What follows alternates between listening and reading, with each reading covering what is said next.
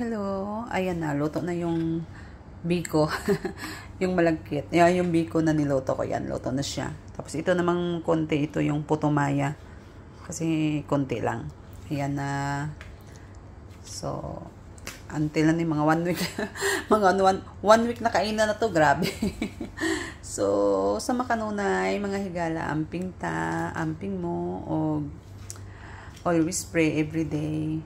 So, magpasalamat ta always sa Ginoo nga maayo ang atong lawas sa makanunay, hilabi na sa mga lagyo, no? So, health first always. So, have a blessed day everyone, og amping ta. Ako na siyang pabugnawon bago na to ibutang sa ref, kay pwede na to ni siya ibutang og mainit pa. So, thank you so much og amping mo.